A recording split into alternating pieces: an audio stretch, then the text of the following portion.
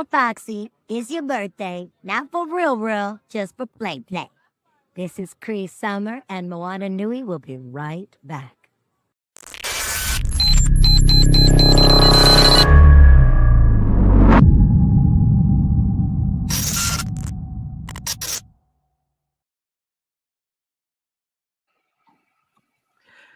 Good evening, everyone, and welcome. I am your wonderful host, Joy Stevens, Joyride 08, and I am here tonight on behalf of both the Moana Nui podcast and Blerdkast Live, because we're bringing to you something very, very special and near and dear to my gray-haired heart. Tonight, we're talking OGs, original gangsters, in anime spaces. Now, if you've been keeping up with us, then you know we've done this big series of different factions of Blerds in different areas and how they navigate, cons and anime and cosplay, etc. And we realized there was a running thread of back in my day. And so the back in my day crew is here to represent and let y'all youngins know what you got wrong, what you don't know, what we already forgot about, and what it's like to be a real grown person in a nerdy space. So as I always do, I'm going to go around the horn, and I want everybody to introduce themselves, just who you are, and please stop that, who you are and who you're representing tonight, and then we'll come back through with like the first set of questions. All right, so I'm going to start in my top left corner with my producer, James. I'm James. Go by Miles Simmons on all the important social medias, IG, Threads. I'm a co-host of several shows here at Moana Nui, the What You Watching, the Opinionated Variants of 616, Vistery, and Geeks Speak on Sports. So I'm pretty much all over the place. Okay. All right, next up we have Tony. Hey, I'm Tony Cade. I'm the owner of Challenges Games and Comics, director of the Atlanta Sci-Fi Expo, and the publisher of the Fox Chronicles. Awesome. Next up we have Elder Geek Sam. Hey, I'm Elder Geek Sam. I'm the lead admin of Grown A Geeks. That's a Facebook group, YouTube channel, and Instagram page. We're a podcast. We're a collection of nerds, and I'm here to have a good time and be a part of someone else's show. And we thank you for being a part of our show tonight. Thank you for inviting me. Teresa. I am Teresa, TKT29 on Facebook and Instagram, How to Be TK on Instagram and TikTok. I am pretty much a professional panelist these days. I am on the Moana Nui podcast, What You Watching panel, as well as the Opinionated Variants of the 616 on the Moana Nui podcast network. And I am a member of the Grown A Geeks podcast group as well. Hopefully one of these days I'll be a professional, like getting paid panelist, but we'll see. We all working to get you paid. Okay, next up we have hello, Collector Gadget. I like that. Mark. Hi, I'm Mark. I am the owner and founder of Blerdography and the host of Blerdkast and Blerdkast Live sometimes. You can find me everywhere on the internet under Blerdography, TikTok, Facebook, Instagram, any social media app, because I have them all. And I am happy that I have created something that I can also sit back and just be a guest on and let someone else kind of run it. So I love this. All right. And bringing it home with a quickness and a thickness, we have Hey everybody, I'm Vivian Turner. My new cosplay name is Victoire Thickness. I did a survey and that was my Harry Potter name, and I like thickness, so I kept it. I'm new to cosplay, new to this, but absolutely love it dearly, and happy to be able to weigh in tonight. Wonderful. Again, thank you all for being here tonight. We have had a trend going where we go way longer than we expect to. So since most of you have a lot of experience with podcasts, I mean, we OGs, right? We know how to do this. So we're going to try and keep things within like our 90-minute time frame. And we're going to see how that works. All right. Look at everybody laughing already. Okay, but I have a question. If I run too long, just cut me off because you have to you have to hit the button on me. I'll just be like, no, stop. What's that Dave Chappelle button? Wrap it up, B. Wrap it up. Wrap that up, B. So I have a question for you, and it's one that you haven't prepared for because I thought about it earlier today. What was your first exposure to cosplay? And I'm gonna let y'all answer, and I'm gonna tell you why y'all wrong. What's your first exposure to cosplay? Trick question or actual answer? Give me an actual answer. Halloween trick-or-treating. Halloween trick-or-treating. Okay. I was going to say the same thing. Me too. Okay. I was going to say jerseys. Football jerseys, like wearing a jersey for a football team or something, or basketball team. Yep. Okay. Any other takers? Probably Halloween. Okay. I present to you the case for underoos. Who remembers the Spider-Man underoos, the Wonder Woman underoos, right? I know you had them. Yeah. Actually, you know, the towel cape. The towel cape, same era. So I would like to get I had underoos. I had a Wonder Woman swimsuit. Me and my sister both. Yeah. We couldn't tell us nothing. And so when we talk about the fact that like cosplay and animation as entertainment and more so than just distraction, we really did grow up with it from the time that we were 4 and 5 and 6 years old. Your little G.I. Joe underoos, you know, and it made you feel a little special. It made you feel a little happy to have that on, you know, under your clothes to school, or like I said, a swimsuit going to the neighborhood pool before the white people pour acid on you. You know, all of this stuff. It was really good. That whole thing just makes me realize just how young y'all are. Okay. When the rules came out, I was way past that. Really? How old are you? Okay. Well, let's put it this way. I was watching Astro Boy in black and white on my black and white TV. That's where I started watching anime. So you were watching the new episodes? Y'all are young pups compared to me. You watched the very first anime as it aired live. That's right. the thing. Right. He watched that. Remember the animation of the horse galloping or whatever? Like a flip book. Mm-hmm. Oh man, Steamboat Mickey ring a bell? Astro Boy, then Speed Racer were my original animes. Speed Racer. Speed Racer they had so the lips. When they had the actual lips in the cartoon face. Mm-hmm. Oh man, I forgot what was the name. Oh, Clutch Cargo. You're talking about Clutch Cargo. Yeah. And there was a space version of that too. I can't think of the name of it right now. But yeah, those are the cartoons and stuff I remember watching back in the day. That's what's up. I wanted us to really get into the feel of when we say back in the day. You know, if you think Dragon Ball Z was the beginning of anime, this is not the show for you, right? No, this is absolutely the show for you, so you can find out what came before that and why Dragon Ball Z got the popularity it got. How did we get here? Gigantor, yes. Increase the size. Oh crap, I remember that. Mm-hmm. It's interesting. I hear people say Gigantor, you know, the way they would say Godzilla, whatever. And I know a lot of them don't even know that that's a character. They just think it means to call somebody a giant, you know? That's true. So moving into the next thing, this is gonna be our first deep discussion. All right. Question that I have, and I want to get something from everyone all the way around, is what is your opinion? So we've been around long enough to know what we like.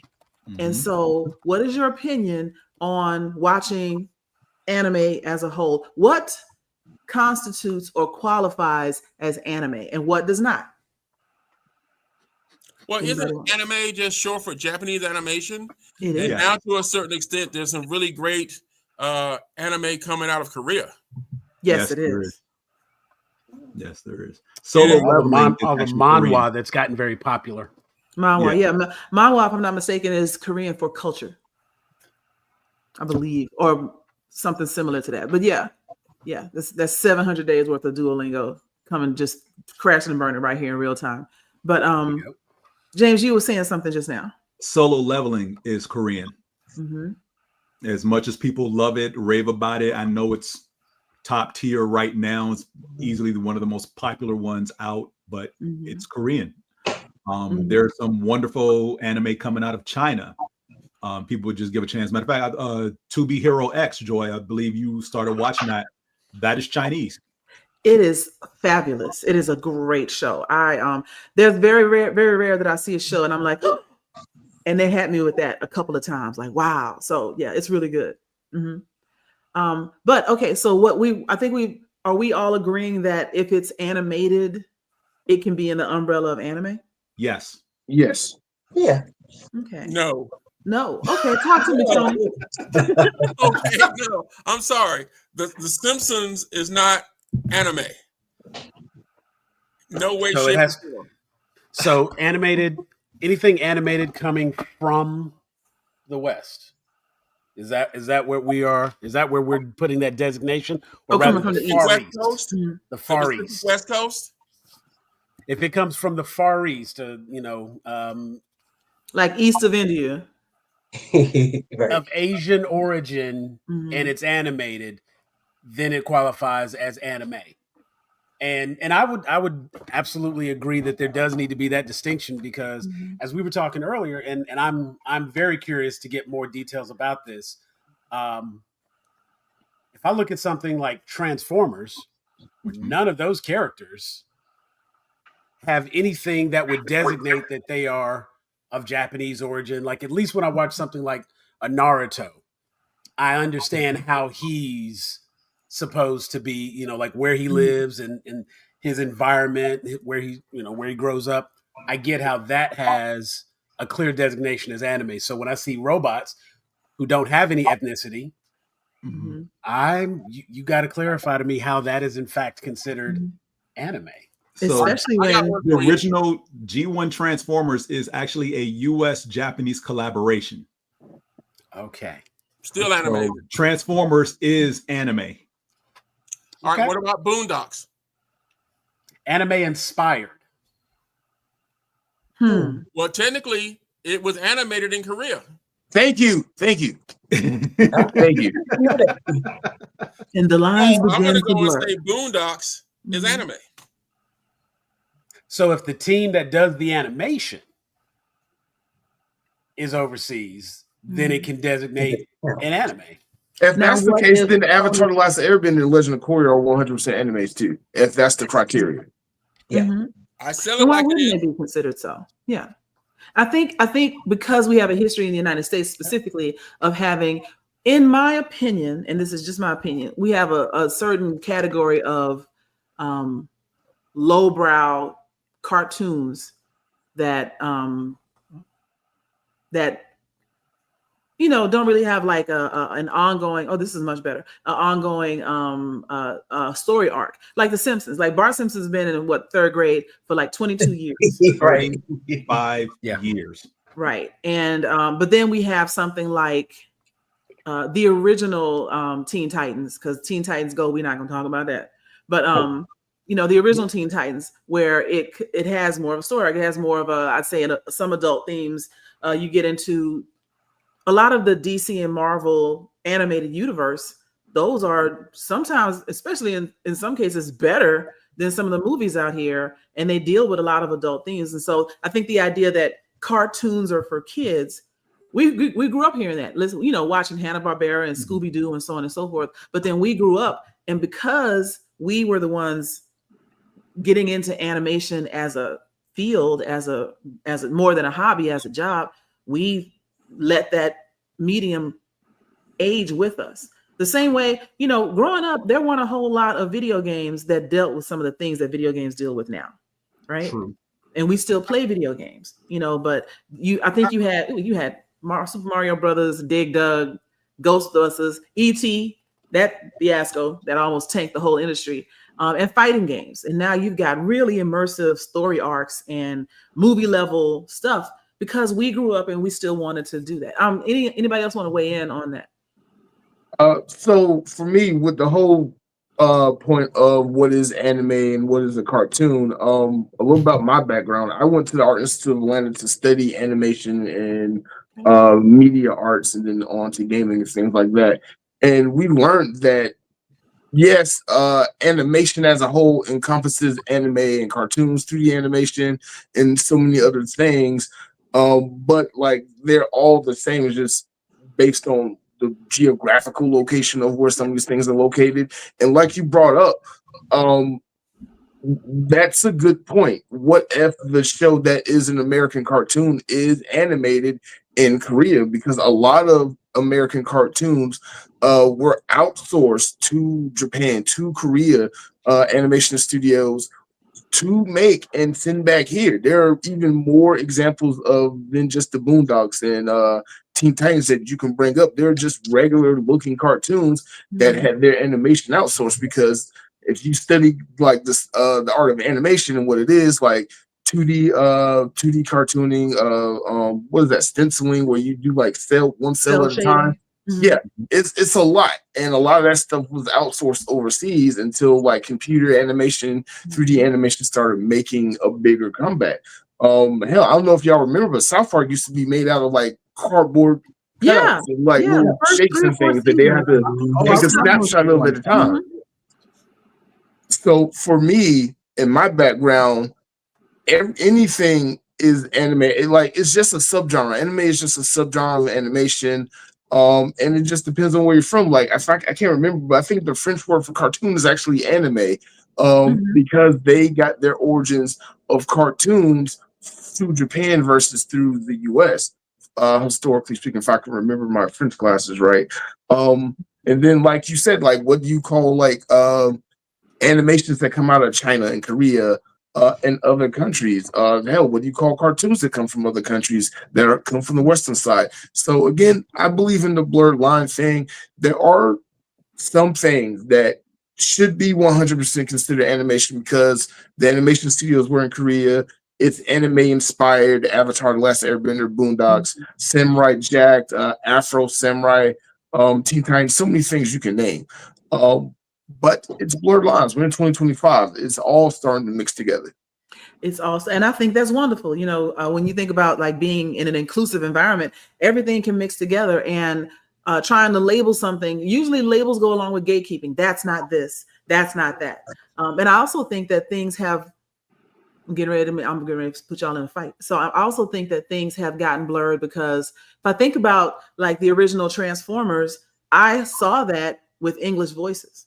You know, some other cartoons that I watched when I was younger, I had no idea that it had come from a foreign land. You know, that's how you think of things when you're 18 or 8, because I listened to the English dub.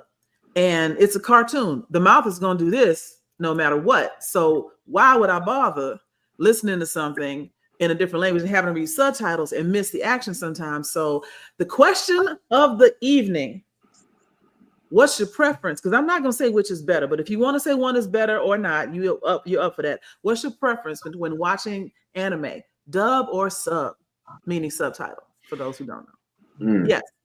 Well, I'm going to go ahead and go that I prefer dubbed, and I have no problem reading subtitles. I used to watch like subtitle French movies and stuff all the time.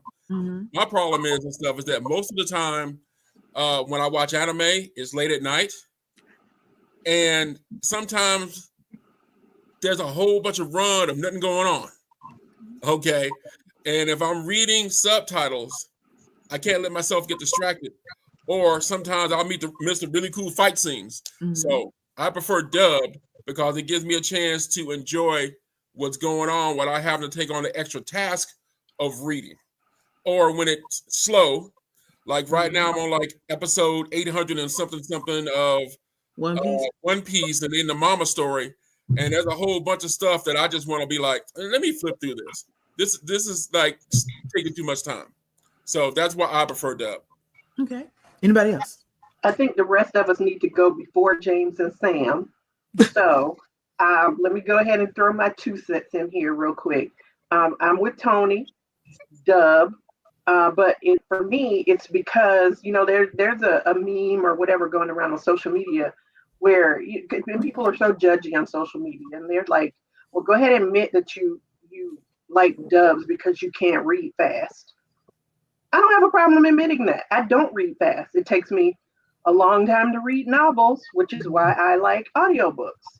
If I'm trying to read subtitles, I'm going to miss everything that's going on. So I want to say, not really prefer. I will only watch them if they're dubbed, because otherwise, I'm not gonna know what is even going on. Mm-hmm. Yeah, Okay. that. Yeah, I'm gonna weigh in on that too. I prefer dub. Of the first anime I watched, well, the first one that my son made me watch with subtitles was One Punch Man. And I'm like, no, Ma, you got to hear it in this natural, natural language. Like, Really don't. I need to see this. Yeah, because I am missing stuff trying to keep up with the subtitles. Mhm. So I prefer dub too. Okay. All right, Mark? before they go, so I used to be the one that was like, you have to watch it in its natural origin and appreciate the culture of Japan or whatever. I'm gonna say this: I prefer both, but like everybody said, I'm getting older. My eyes don't work the same. Sometimes I just want to be entertained. I don't want to have to like read and go back and rewatch. There's an anime called Naruto Shippuden that ruined like subtitles for me to where like even if I'm watching something in English and they have subtitles in it, I'm like, nope, skip it. Just I can't do it. I'm so tired of reading when I'm just trying to be entertained and watch TV. If I wanted to read, I'll read a book. Gotcha. James. I'm gonna go first. Oh, James, go ahead. Sorry. Go ahead. No, Sam, you should go. You should go. Go, Sam. Well, see, no, now I have to make it a point to be really quick. I have no objection to dubbed or subbed. The only time that I have a preference one over the other is if I have to catch up episodes, if I am trying to speed watch, or if I'm busy. If I watch a subtitled anime, I typically don't do anything else because, as been pointed out, I have to pay attention. I don't want to miss conversations, and I will absolutely stop and rewind to read what something said if it came up too quick and they changed things. And nope. Everything that gets said is important, so I will put that effort in, and I don't do anything else. I might sit and eat dinner. That's about it. But when somebody's like, "Hey, man, you should watch this. It's really good." And I'm like, "Oh, are you watching it already?" "Yeah, where are you at?" "I'm on episode so-and-so." "Okay." I look and I see that it's dubbed. "Oh, okay, cool." I can watch 5, 6, 7 episodes in a row because I can tell from the conversations if I need to be looking at the screen or just hearing what's happening. Right. Yes. Ooh. And I can speed through multiple episodes and still be aware of what's going on because these are words I understand. Right. I can paint that picture in my head without having to look at the screen. So I have no preference. It's just a matter of what my viewing options are. Yeah. James. I'm going to be brief. I prefer subtitles. So I'm going to say this. I grew up with dubs because everything I watched in the 80s was dubbed. Voltron, Robotech, Transor Z, they were dubbed. But when I guess you could say the boom hit in the early 90s when we used to go to the video store and grab stuff, I would only buy stuff that was subtitled because I didn't want the story to change. Because in the 90s, and this was heavily prevalent, the translation from the original dialogue to English often changed the story. And that continued into the early 2000s until I want to say around 05, 06, where that slowly starts phasing out and they get to the one-to-one translation with some, minor changes here or there because you're trying to at least make it seem like this is taking place, not necessarily in Japan, but something like Yu-Gi-Oh! Yeah. Domino City, not trying to make it seem like it's Japan, but trying to get an American audience to say like, hey, this is still some fictitious spot in America until they say that we're traveling to America. But for me, the subs help with my attention span because it can be real short. But I like being able to focus on everything that's going on the screen, the dialogue and everything. Plus, I'm also learning Japanese. So I'm trying to get an idea of the language and make sure the subtitles line up to what's being said by the characters. Because sometimes the subs are just loose translations. Like, for instance, someone mentioned watching Naruto. The English translation for one of his phrases is "That's my ninja way." Mm-hmm. What he says in Japanese is "databayo" or something like that, but that doesn't mean anything. It's like slang, like the way we used to say "bussin'" or "bangin'" back in the day. Let's get it. Right. So there's no direct translation for that to another language, just like there's no direct translation of his catchphrase into English. They just translate. I knew he wasn't saying "believe it" because that was just the stupidest thing. So he's just saying like "believe it" or "that's my ninja way," which again, that's not necessarily what he's saying, but for an American audience, you got to translate it into something catchy because he says it all the time.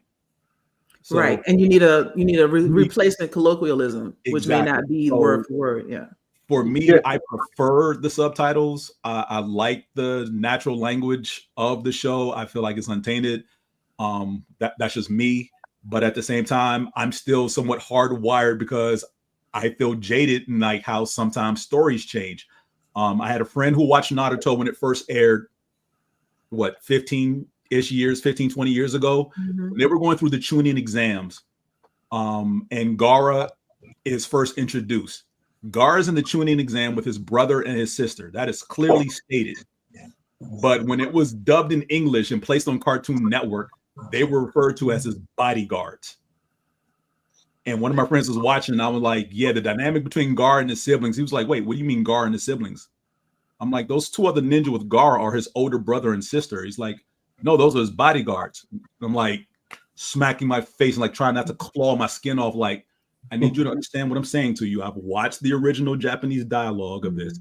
Those are his siblings. I need you to hear me. And he railed against me. Like he was truly arguing against me. Like I didn't know what I was talking about. I just had to leave it alone. I was like, when you get far enough along, you will see that these are his siblings and they play a bigger part than what the English dialogue has dumbed them down to be. Tony. Well, I had a question for James. Why do you think they changed that in the translation? I don't know. Okay. I don't know. That one I never understood that, but it's the same thing as how, perfect example. Everyone here has seen Sailor Moon, right? Yep. Oh, you better take my example. We all know about Uranus and Neptune. Yeah. Right? Yeah. Okay. They're not cousins. In the early 90s, I would watch Sailor Moon while I was eating breakfast before I hopped the train to go to school. It was that and Winning 11 back to back. Uranus and Neptune, for whatever reason, they were cousins. But cousins don't walk down the street arm in arm talking about I miss you, I love you, don't do anything dangerous. These are very intimate conversations they're having. Well, in the defense of the uptight, puritanical United States, they weren't ready for that back when Sailor Moon first came out here. So I can understand why they switched. Fair enough for that, but that's like the most glaring example of. But that's also another example of how even if there was something that dealing with like what we might consider adult or mature themes is much more accepted, even though cultures are different in every country. But we get so hung up on sexuality in the United States that they redubbing and changing whole relationships just so nobody has to say, why do these two girls like each other? Where even though homosexuality is frowned upon a lot in several, I say in more versus less Asian countries, like it's illegal in some places, etc. But this cartoon, whatever, it's a cartoon. And I think the difference between real and fake or real and, fantasy, we tend to lose that a little bit. But just to finish out this piece on dub versus sub, I prefer dubs as well, because like I said, this I'm not watching for what the mouth is doing, because the mouth is just open and closing, right? Unless they might be screaming or something. So for me, similar to what Sam said, I might go in the kitchen and get a glass of water. I might need to, get some laundry out the back room. I can still be hearing what's going on without having to pause it every time I want to blink my eyes, just so I don't miss anything. And I do watch a lot of stuff that is subtitled because I watch a lot of K-dramas. And in that instance, I do prefer to hear the original voices, because they do change things. They do the colloquialism, but I'm also learning Korean. So I try to see if I recognize. One of my crowning achievements was to recognize when they had changed certain things. I was like, that's not what he said. That's not what he said. But and knowing that, I was very proud of myself. But yeah, there's a convenience thing and there's a time thing, because if I'm watching something with subtitles in a language I don't understand, then I gotta pause it, go back and read the very specific thing that is foreshadowing for something later, then go back again and watch the action. So it might take me 10 minutes to get through 3 minutes of a show, and then something that's 45 minutes or an hour long. Now I've been in here for an hour and 20 minutes trying to go back and forth, and I ain't got that kind of time because I'm grown, right? I need to go to bed. But so we had 1, 2, 3, 4. I think we had 5 versus 2 for dub. Yeah, look, yeah. I will stay over here in my sub corner and shut up. And obviously the corners are the sub, so it's all good. I won't harass anybody. I will say, like 20 years ago, I would like look down on people who only watch dubs. I'm like, you're so far behind. I can't talk to you about this show for like 2 years because of how long it would take the translations to come out. That is not true. the case now, but like I said, I'm more relaxed on sub versus dub now than I was 20 years ago. Okay. Well, you guys are lucky. They only had to slightly modify the storylines and stuff for you guys in the 90s. Back in the 80s, they completely changed storylines and basically took out all the cool violence. Mm-hmm. I remember my first time going to a convention back in the 80s, and I went to the anime room, and I'm like, oh, so they're about to show Battle of the Planets. Oh, the original name for it is Gatchaman. Yes. And then all of a sudden, I'm seeing them use their weapons and that yo-yo with the spikes, instead of like hitting, the wall and her swinging on it, is going inside people's heads. Yes. And Mark's throwing his little blade and slicing people's throats. So we were getting a completely different story than what you guys were getting. Yeah, like same thing with Voltron and Beast King Gold Lion, where Sven went to a space hospital. No, Sven died. Mm-hmm. That's something else that I think I've seen as a difference between like animation that starts off in we'll just say Japan for simplicity's sake versus in America or the United States, is that they're much more, it may be fantastical, but it's realistic. If you get stomped out, you look like you got stomped out. If you get cut, you are cut and bleeding and dead.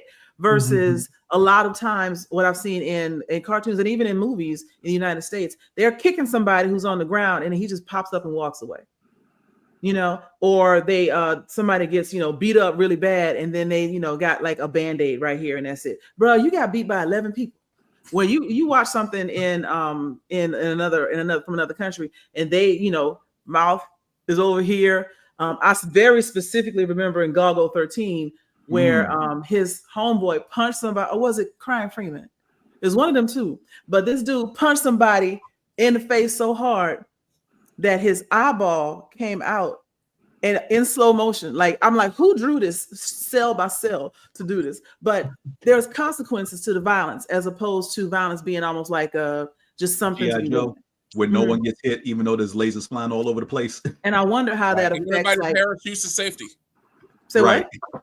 Everybody parachutes to safety. Yes. Right. And I wonder how that affects people's like perception of how painful violence can be. That phrase that a lot of people haven't got punched in the face, and it shows like I feel like that's a part of it.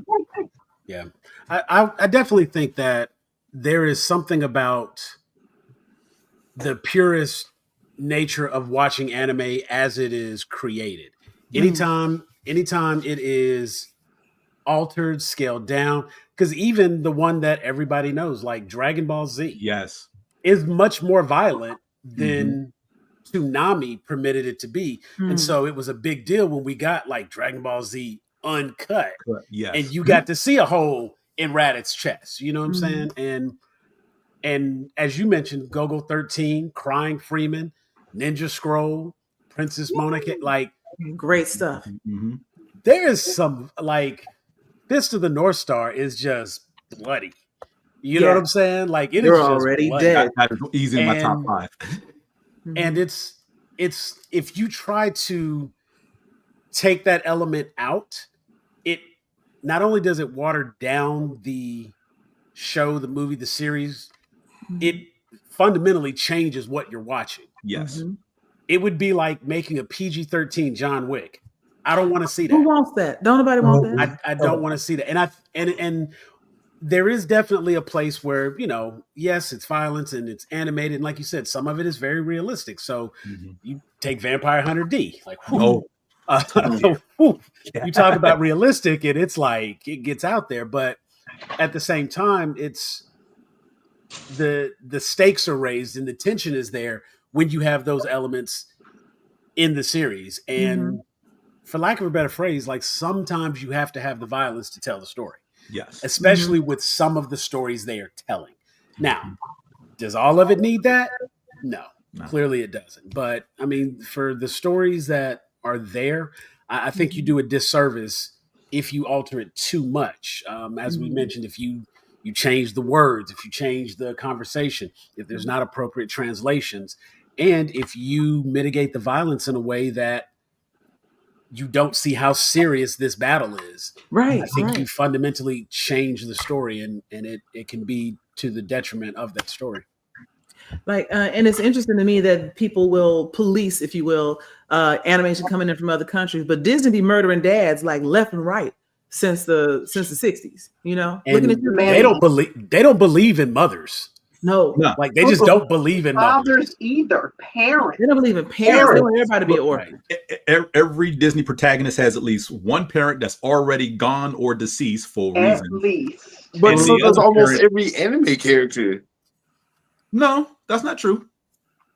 They're anime protagonists. Well, okay, so if we're not talking, okay, wait, because James, I feel like you about to go down a rabbit hole. I'm stopping you. No, I'm just saying, like, not some anime protagonists have both parents. That is true. Now, the next question I want to have for y'all is, since we are talking about being OGs in anime spaces, I want to discuss like this. I want like this cross-continental connection that Black people seem to have with. I'm just going to say all things Asian. Now, going all the way back to the blaxploitation movies and the badly dubbed high karate, karate movies, etc. Kung Fu theater. Exactly. Challenge. Right. So why do you? Somebody mentioned Speed Racer earlier. That was the first thing that came to mind. Yes, we have to run now. Why do you think? I'd say things of Asian origin appeal to Black people so much in the United States. Because it's cool. Black folks is cool. And anything that is cool and inherently just like better, like it's I won't say the best, but there is a certain appreciation for inherent excellence. And I think that there are some cultures that they don't understand inherent excellence. Yeah. They witness excellence and they see excellence, and maybe they've come upon some excellence, but I don't think it is just inherently excellent. And hey, Mac. Yeah, no, I 100% support that statement, and I say all fighting sucked before the Matrix. When we saw Keanu Reeves learn Kung Fu, every movie that took place after that, it was wushu, Muay Thai. Like, these action heroes can fight now, right? But before that, you had Remo Williams, and like that was the epitome of good a couple of haymakers, yeah, and that was about it. I mean, every bar fight that existed beforehand was just like, you punch me, I punch you. Maybe I duck and catch you with another punch. That was the extent of it.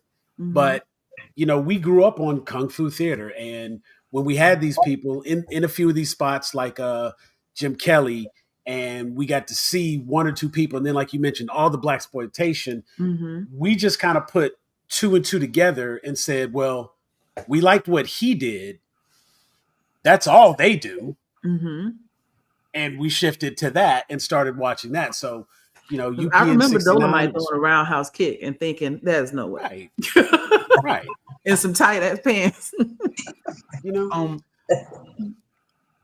Go ahead. I may be reaching a little bit because I know this is going to probably get like into geopolitics, but I look at it like the rise of that pretty much being I say late 60s through mid 70s, as far as us getting into Asian culture. Even then, like you said, with the black exploitation and even kung fu films, look at the treatment of both races here in this country, and that probably creates a bond between the peoples, like whether Chinese, Korean, Japanese, coming over here, and whatever era they came, seeing the oppression that that subjugated on them and empathizing in a lot of ways with Black folks, and basically the two races just intermingling socially and exchanging of media at the time. Yes, I would say that is a part of it. Matter of fact, the Black Panthers were very close to uniting the Latin American population, the Asian population, and the Black population in a coalition before the government took them all out. So to speak to what you're saying, yes, there was some affinity, some like I see you struggling the way I'm struggling, and we can share things. There's also specifically around Japan and Korea, the two that come to mind for me, soldiers. Yes. Right. You've got deployed military coming back with things that they've seen and learned overseas. And then thinking about what is happening in Black communities, you've got a quest for discipline and order and structure. And a lot of people found that in a dojo. Right. Yes. It was something that you could do with, for your kids to learn discipline and practice. And it wasn't necessarily football where you needed football uniforms and everything. All you needed was, a jacket and some pants, and go and learn this. And it wasn't regulated and wasn't monetized the way it has become in subsequent years. So I think there's that too. And, we got this whole like Korean and Black thing between like, the music and the fried chicken, like it's just going back and forth right there. But yeah, definitely, I would say the dojo part, because the GIs coming back in the 70s, looking for work, opening a dojo because they learned martial arts, whether it was Asian, Japan, or Korea, and teach that. Every karate instructor I had in the 80s was former military. Yeah. So there's definitely a pipeline there, and like Sam said, and it's cool. Watch somebody doing flying kick is always going to be cool. Yeah. Okay. I have a question, especially for Sam and Tony. If I'm not mistaken, weren't like kung fu films some of the first films that positively started to depict Black people in a lighter role versus just casting them as villains or doing the Black exploitation thing, like how they did in the 70s? From a lot of the films I remember, like if you would not see very many Black people in Asian films as a whole. But with the introduction, but with the rise in popularity of Bruce Lee and him kind of reaching out and having Kareem Abdul-Jabbar, Jim Cat, faces that people knew, right, and that translated over into a lot of the film work that was already taking place. Like I said, with the Dolomites, with the Shafts and things like that, like during that era, you actually saw a lot of people who the way that you knew somebody was a badass was they knew karate. Right. James Brown said that. Best. I don't know karate, but I know crazy. Right. And so it was like that would be the way that you would showcase that someone was a true threat, was that they were a trained fighter. And the easiest depiction of a trained fighter was martial arts. And so in film, television, having a Kato, a sidekick, he was the threat. Having, and this is, it's funny because of the time period that it comes from, but the character that Michael Jai White has portrayed, help me with his name. Black Dynamite. Black Dynamite is the perfect example of the, like, he's a badass. It's the karate he's doing, everything else about him, of course, just as a character. But if you watch that original movie and keep in mind the time, place, it's, the time period is supposed to take place, you will see that of all the other people, like somebody pulls out a gun, somebody pulls out a razor, he pulls out his fist. So that's how you know he's the main guy. Right. And I think, seeing martial arts depicted in that form was kind of the way that you definitely got some positive characters through martial arts in that time period. One of my favorite lines from that movie is, "I threw that before I came in the room." I say that while we're playing games at night, like just for fun. Yeah. Speaking of exposure and whatnot, I know we've talked about what counts as anime and what doesn't, but we all have in our mind our first exposure to anime. And I'd like to hear from everybody with this one. Like, what was your first, what's the first anime that you watched? Mine were movies. My stepbrother, his father was in the Air Force, stationed in Japan. He would go to visit summers, and then I would come to visit my dad where he was living. And, then of course it would be like all these new comics that I could read or attempt to read. I was just looking at pictures at the time because I couldn't understand and was reading them the wrong way and didn't know any better at the time. But he was a big fan of Robotech, and he was the one that really introduced me to some of the first animated movies I watched. I've seen Ninja Scrolls so many times because for a long time that was about the only anime I could get or even knew that existed. From there, I got introduced to Crying Freeman, Gogol 13. And then on USA, we were able to catch Voltron, Battle of the Planets. And at this point, we were now starting to get into the Mattel Hanna-Barbera era. And of course, that it transitioned over into G.I. Joe and Transformers, and we were moving along that way. But my first connection was those movies that he had, and it was Fist of the North Star, Ninja Scroll, Crying Freeman, Gogol 13. Yeah, those were the first ones that I saw that I can remember were anime. Okay. Teresa?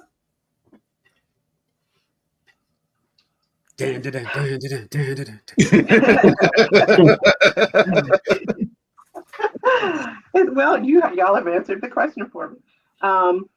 No, I'm so happy you watched that though.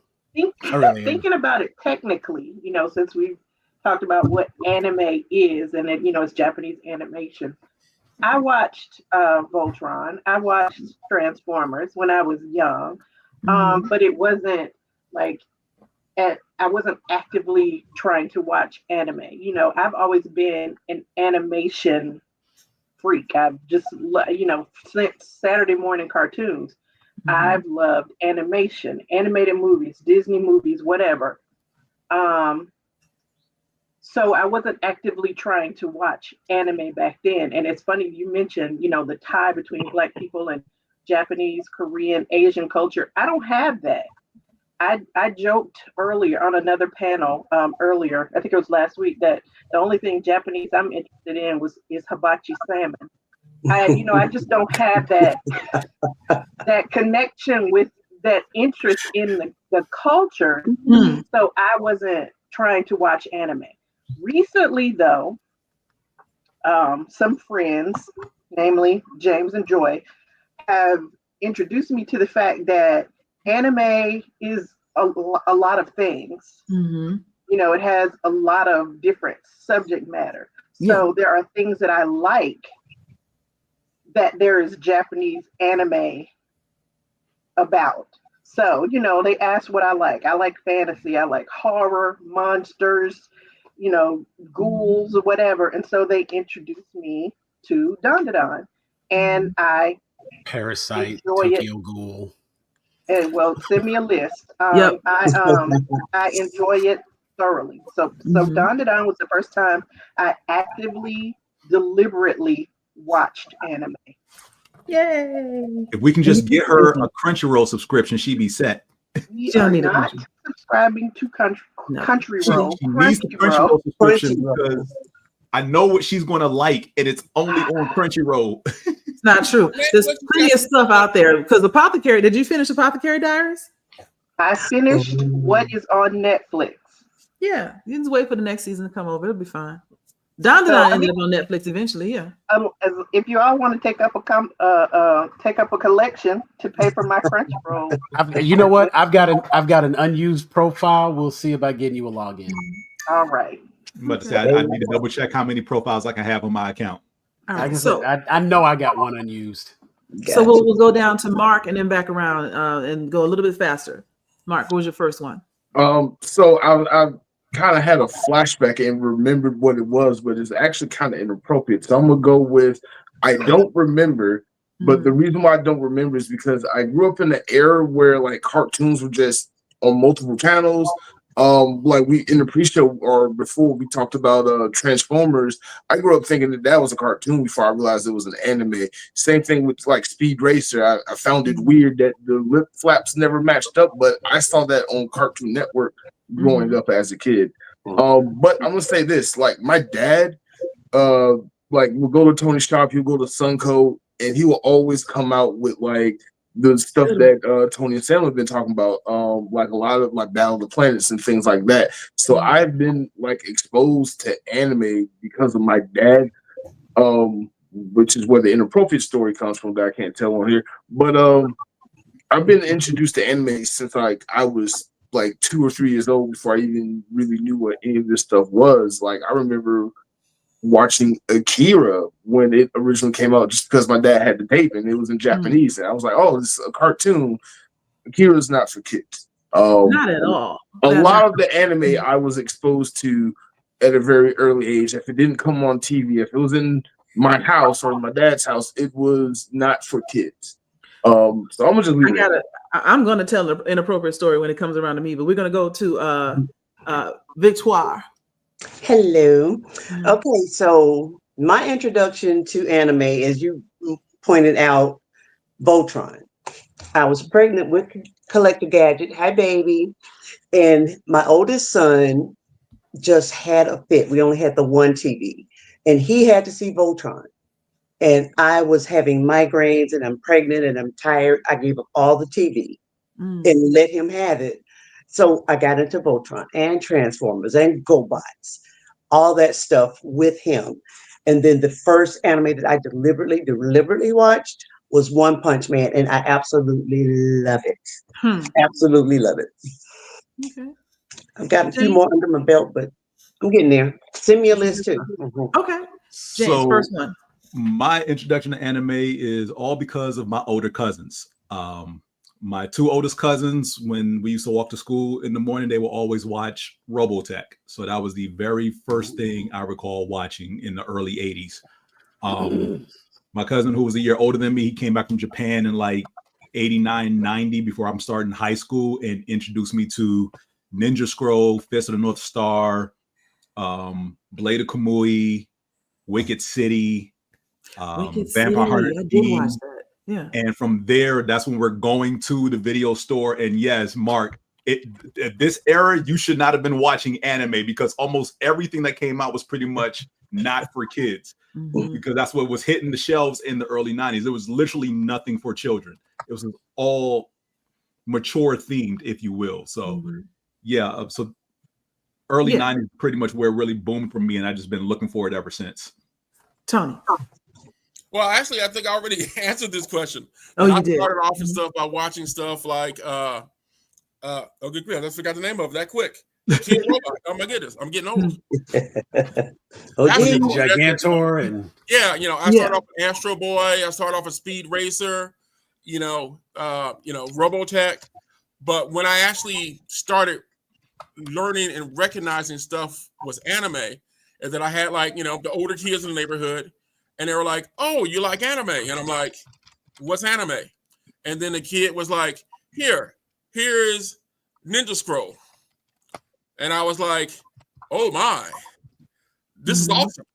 Where I gotta get more of this. Right? Then I gave it back to him, and he's like, "Were you impressed with that?" And he's like, "Yeah." Well, here's Legend of the Overfiend. And then I'm like, oh, my. You know, yeah, this is good too. Here, you know. Mm-hmm. So, those are pretty much, when I learned when something, the term anime and what was anime. Oh, and speaking of Apothecary Diaries, I was watching it last night, and of course, I watched it the second season all the way up until it got to now you have to watch it in Japanese. Yeah. Then I paused. So I'm gonna go back. I'm gonna wait a few weeks, then go back and watch some more episodes when they're done. So it's interesting that you bring up that one particular movie, because that was going to be my inappropriate story. So I you know what, I would say that I definitely watched Voltron. I definitely watched Speed Racer, Thundercats too. I also would not miss an episode of Thundercats, even though Mum Ra used to scare me. But when I became more of an adult and I was in college, I was hanging out with some of my friends in Morehouse, and they would go to Blockbuster, and they got, Fist of the North Star. And I was like, this is so cool. Goggle 13. And there was actually 2 movies, Goggle 13. I could watch both of those. But this is where like cultural differences get lost, because Blockbuster did not know what they had on the shelf. They just got in a box of Japanese animation and put it all out. So Urotsuki Doji, also known as Legend of the Overfiend, was right there next to Akira. So I was like, well, this is next. And my best friend Erica, and if y'all ever met Erica, she's like cotton candy and sunshine in a human skin, right? She's just so sweet and like, right? And so, but because she likes to hang out with me, I got her into anime. So imagine our surprise when we turn on Legend of the Overfiend, and it's just tentacles galore, tentacles everywhere. Oh my god! Oh my god! And you know what's really interesting is like thinking back. Stop. It was still a good story. When my stepbrother got these these VHS cassettes, I was almost said DVD. When we got these VHS cassettes sent, and they had the box, and it was his package and stuff like that. When we would ask to go to like Blockbuster and rent things, it was an animated thing on the cover. Yeah, it was and a lot of times, cover, I clearly recall being just allowed. Is that the to have these different things? This is the Overfiend set. I'm missing one of the films. Why do you own that? Why not? What were we just talking about? Early 90s. We don't own, boy. OGs. Hey, look, OGs. I have the VHSs of it. Don't feel bad. I have the VHSs of it. You know what I'm saying? Like, look, I also have. That's more shit. Trust if you're watching this and you have not seen Goggle 13, you need to get that corrected immediately. That is, do yourself a favor. I've got stuff on VHS. I got stuff on DVD. It's ridiculous. And so I think that was he likes to torture people. Yes, he does. But I think it's interesting that we've grown up with different media, because similarly, even though we're talking about anime, video games did the same thing. They grew up with us as well. And I think as entertainment was evolving and animation became a medium and not just a niche for children, because honestly, Bugs Bunny always appealed to adults too, right? But as it became more intentional, like we're going to have this movie with graphic violence, and it just happens to be animated. And then you got these TV shows that just happen to be animated because it was a different medium. You don't have to pay a stunt double, right? It doesn't have to look fake, because until CGI caught up with superheroes, it looked way better to be animated than to try to have Christopher Reeves flying around on a wire, right? So in some ways, it made it more believable. That didn't stop the Shaw Brothers from making some really awesome films with special effects with no CGI. True. But generally speaking, average, he would talk. If you wanted to get something out, and you couldn't pay a bunch of actors, voice acting has only recently become a better paid profession, right? Yeah. So one other thing I want to talk about, since we're talking anime, what is your subgenre? Like Teresa, I heard you talk about liking like fantasy and ghouls and vampires and whatnot. What about everybody else? What do y'all like? My favorite subgenre is isekai. I like transported to another world. Add another paragraph behind it, and I'm probably gonna watch it. Cool. Mark? I too just am now currently discovering I love isekai. Don't rag on me for doing this, but there's a bunch of AI YouTube channels that do like highlights of like anime series, and sometimes I'll watch them just as a quick run through of like an anime series, just to have something on in the background while I'm doing other things like writing outlines and not completing them.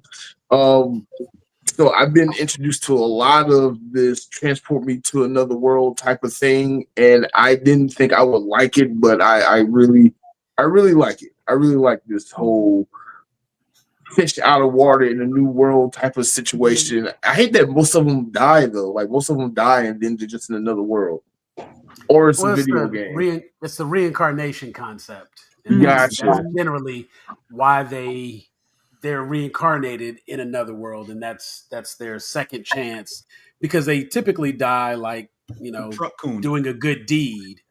Or truck coon. It's always a truck. You're right. It's always a truck. Yeah. They bring that over into K-dramas. The truck will take you out in a heartbeat. It's always a white truck. It's like, why was the truck in the middle of the woods? That one didn't make sense. But anyway. Do a whole series about this anime truck. Right. The truck gets around. And the cameraman. The cameraman. Oh, yeah. Okay. The cameraman in anime is the most OP character in all of anime. Victoire? Yeah, speaking of that, I did watch that one time I was reincarnated as a slime. Oh my gosh. Rimuru, that's the dude. Oh Rimuru my is so gosh, cool. I loved it. And another favorite is My Hero Academia. So I really gravitate to the ones that are school based, because I'm a Potter fanatic. So that's kind of like my translation of anime, but still kind of in a Potter school setting. I love those. Love those. Okay. I have Nice. I got Rimuru on my shirt right here. Nice. That's from that time I was reincarnated as a slime. That's Rimuru. So my favorite genre is all of them. Okay. I'm not gonna lie. Favorite genre? Animated. Right. I will legit watch all of them because my gateway into it was Giant Mecha, Robotech, Tranzor Z, Voltron. That was my gateway in. So yes, I am a sucker for all things Giant Robot, except Evangelion. Can't do it. Can't do it. Sorry. But I'm slowly starting. One of my rising favorites right now is rom-coms, and pretty much the rom-coms where the male character is not going to say sheltered, but a little, he's mild-mannered, and the female main character is either overly aggressive or questionably off her rocker. Okay. That's what was that? Tenchi and Tenchi Muyo, definitely seen all the Tenchi Muyo stuff, but that's more harem than rom-com. Don't Mess With Me, Miss Nagato. What am I watching right now? Oh gosh. I don't want to say this. One that I'm watching right now, I'm not going to say the title because of the nature of what it is. Bottom tier character is another one I'm watching. Send me a message later. Yeah, I will. Bottom tier character is another rom-com I'm watching. Basically, it's a kid who loves video games, realizes that the one person who keeps challenging him online is one of his classmates. But he's quiet. He doesn't talk to anybody in school. And she's like, do you find yourself identifying with these? Unfortunately, yes. But yeah, interesting. She does like try to get him out of his shell and basically teaches him how to be more social by treating being social to an RPG that he has to play. So leveling up by doing social things. Okay. Exactly. Tony. Like I said, I think I was originally drawn into the shows that were sci-fi and fantasy based. Mm-hmm. But again, that's like I'm getting more diverse. Like, what is it? I've really enjoyed watching, what is it, the quintessential quintuplets. Yes. You know, I enjoyed that. And like I said, I'm really enjoying Apothecary Diaries. A bunch of my female customers kept just drilling it into me. Did I need to watch it? Did I need to get Crunchyroll? And I went ahead and broke down and got Crunchyroll, and I started watching it, and I can't wait for the next episode. Sam, did we get around to you? Yeah, I started. Oh, okay. It's a guy. Just making sure. Oh, that's right. That's right. It's Scott. I think I'm closer to James in that I like all the genres, but I do like high school fights. So for me, when I say high school fights, I'm thinking Windbreakers. I'm thinking My Hero Academia, God of High School, those type of things. I need to watch the newest Windbreaker. I watched the first season. Season 2. Oh, the second season really it's more character development, and I think that's what my like tying together thing is the character development in all of them. Like one of my favorite isekais is Sword Art Online, even though it's based off a video game. There are certain scenes that are like burned in my mind because they were so poignant. You know, and if you can get me like that, then Air Gear. I don't think Air I Gear watched. was good. I love Air Gear. What's Okay, Air Gear I'm gonna about? check that out. Rollerblading anime on Crunchyroll. See, that's a whole one there. I'm thinking for Joy, you should probably check out Mob Psycho. What is it? Tokyo Revengers. You said high school fights. There's two more that come to mind. I'll think of them and send them to you here before it's long. Thank you for that, because I've seen Mob Psycho come up in like my recommendations. I just haven't gotten to it. So yeah, I'm gonna. Somebody recommended Mob Psycho to me, and I struggled with season 1, but I absolutely loved season 2. Good to know. And, Good to know. And Because, I was about to go off on them, and then think about episode 6. I was like, okay, this ain't bad. And by the rest of season 1, I was like, okay, all right, I'm glad I stuck with it. that was me with Freerin, because James was like, you got to watch this, and I watched like the first 2 episodes, and I was like, this is trash. I don't know, everybody likes it. And then by the time I finished episode 4, I was like, all right, we're gonna be up all night. Right. It's like, how many episodes are available? I think I got through Freerin in about, I think it was maybe 4 days. I'd gotten through about 22 episodes and was mad because I didn't realize the season wasn't over and I had to start waiting week to week. Because when it was introduced, it was like, oh, you got to check this out. I thought it was like a full season. It was done. So, and I got to the end of that season, I got current, and then realized I had to wait. I was like, they can't end it like that. That's crazy. How would they do it? He was like, yes, it's done. Okay. And then he was like, oh no, the next episode comes on next week. Next episode? What? I was so mad.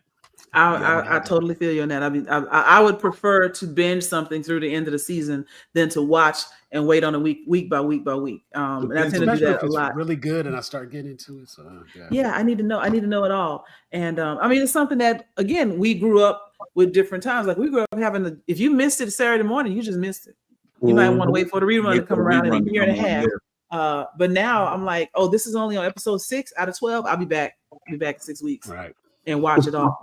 Somebody mentioned sci-fi in here, and I did want to talk about one of the other topics. Is we're all blurs in here, and there's like the idea of what got you into nerdy spaces as a whole. And this is an anime show, but was it more anime or sci-fi or the novelty of karate, etc.? Like what got you into watching things? Like what made you a nerd, so to speak? Okay, I'm gonna go first. Someone else need to take on this one. Mine can be a little lengthy on this one. Yeah. All right, I'm gonna go first. So I'm gonna say it's all of the above. And then some, so much more that we can not even explain.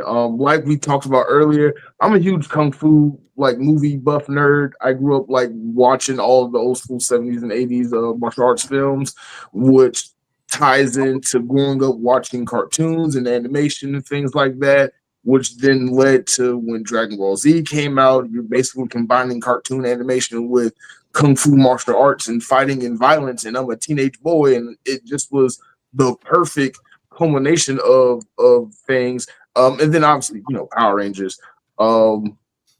Japan has a lot of influence on my life now that I think about it. But I want to say it's all the above, like especially with the sci-fi, because I was watching Star Wars or Star Trek and not really understanding it and getting the grasp of like the whole of what Star Trek had to offer, because Star Wars was the parallel and like they had magic and lightsabers. Star Trek just had pontification and science.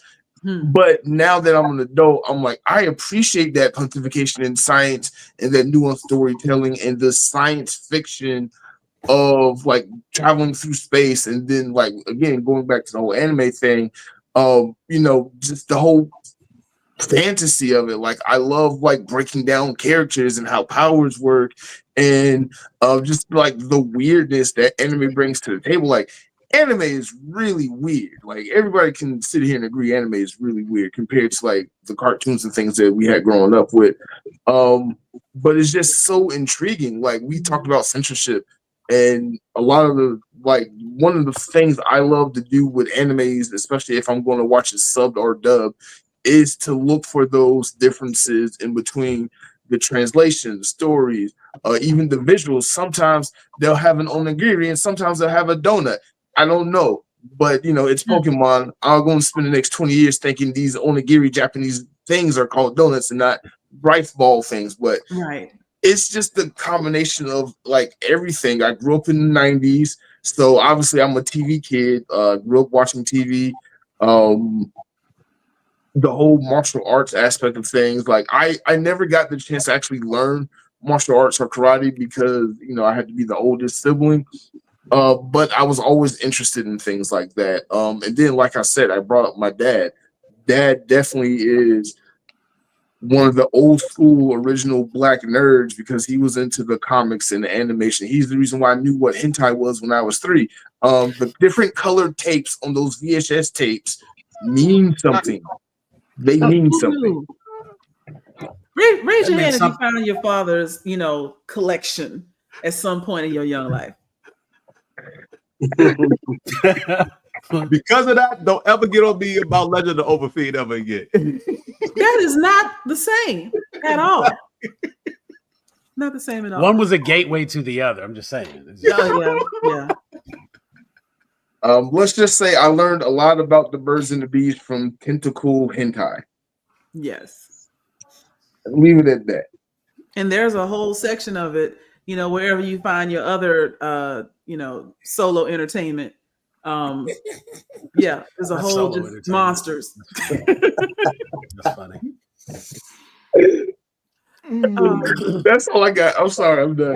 Let's move on from Mark. So I will. Anybody else want to weigh in on, like what brought you into, how to especially condense the entertainment version of being a nerd? Because we can talk about, math and science and like our jobs and everything, but when you want to be entertained, like what brought you to us today? Yeah. Here's the condensed version, and I figured out how to like shrink it down.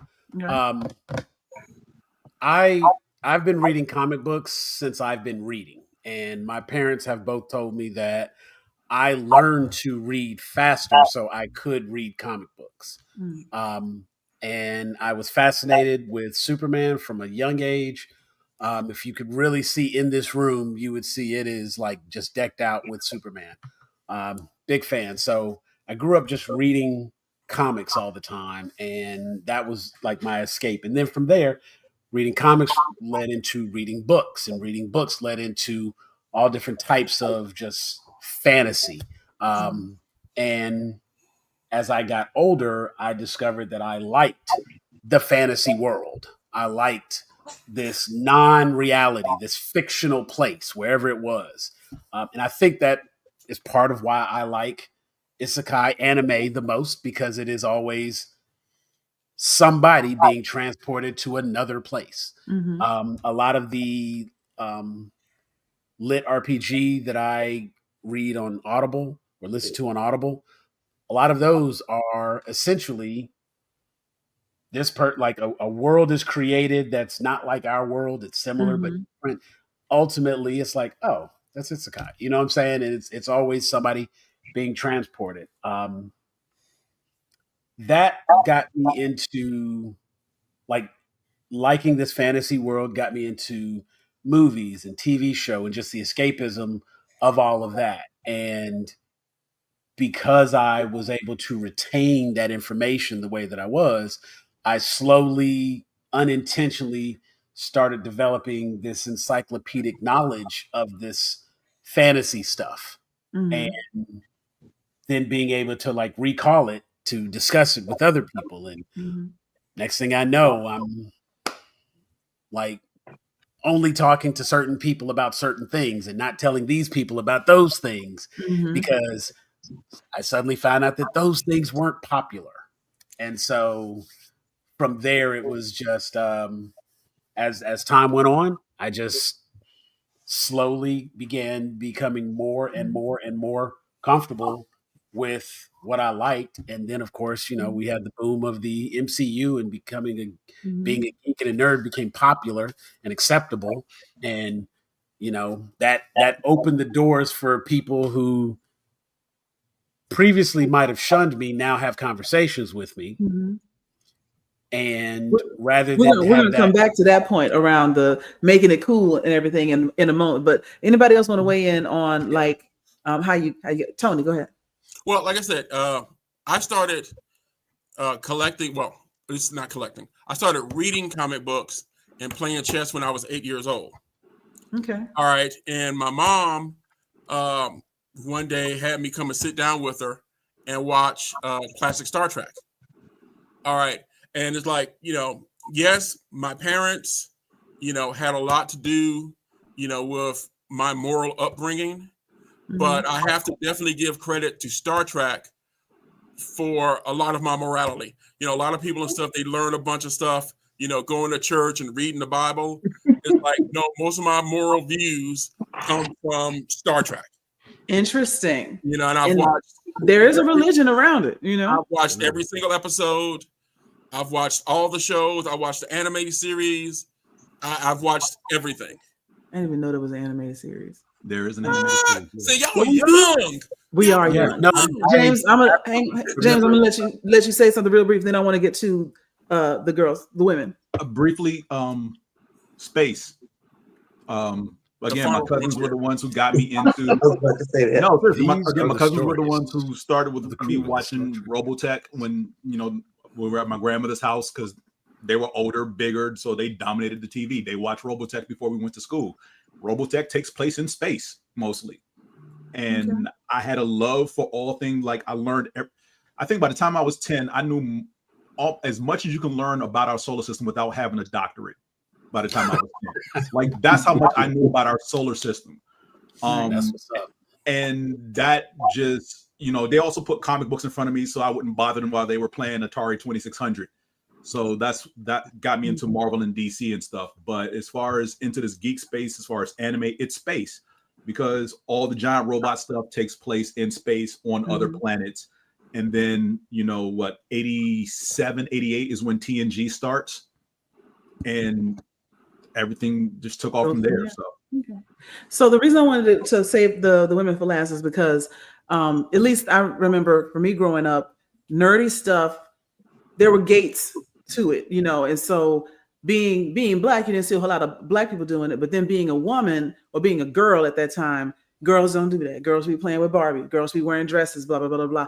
I remember I wanted to play the drums. My mom made me take the piano because girls didn't play the drums. And I'm still mad at her because Sheila E. was a thing. And I feel like that could have been my life, right? But so I'd like to hear from y'all. Like, how did y'all get into, aside from just the anime, get into like nerdy stuff? What brought you to this space? Well, I, like Sam, am into escape from reality. And I think a lot of that, kind of dealt with the fact that I was a nerd for real, like the science and stuff nerd. And those aren't the most popular people in school, of course. So I kind of like to escape from reality. But it's kind of weird. My favorite place to go or whatever to escape that reality was horror. But I'm escaping from reality. Why do I want to go somewhere with ghosts and monsters and aliens? I don't know. But I'm a big movie buff, and one of my favorite genres is horror. My favorite author is Stephen King. His imagination has always just fascinated me. I mean, he creates worlds, literally. Yes. He creates languages, alien languages, and all of this stuff, and that has always fascinated me. So I think, by and large, I am kind of a horror nerd, but because of that escape from reality, I like fantasy and sci-fi as well. Whatever, as far from reality as you can conceive. Okay. I appreciate that perspective. What about you? So anything animated. I grew up a Disney kid. My aunt was taking me to the Disney movies since I was like 5. Mm. And again, it's the escapism. Like you said, it takes me away. And I've always loved cartoons. I love movies, anything that's gonna, take me from somewhere else. And I was the nerdy kid in school. The AB kid, the one on with the, in the clubs and the honor roll and that kind of stuff. And no, we were not popular. Mm. And then I grew up as an only child. So, that was what I had to do. I had a strict grandmother. The TV was my outlet. So, and then I love the cartoons, anything animated. I loved it. Because you can do, unnatural things in cartoons. Wile E. Coyote, he can run off the cliff, and he's still running before he realizes it and falls. You can And have live. all these things that are not natural, but are hilarious, happen in cartoons. And I've continued.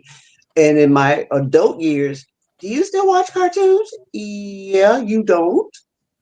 That was always my answer. You don't. Because there's a lot of adult humor in them, but I didn't get to see that part until I became an adult. Right. And it's just the escapism. It's fun. It's funny. It's fascinating. I think that that duality of being able to speak to children and adults in some of the like Bugs Bunny and Hanna-Barbera stuff, I think that's great because it speaks to how complex it really is. You don't get the humor until you've lived some, and then you go back like, wow, Bugs Bunny was in drag, and I didn't even know that. Like, right. His woke self.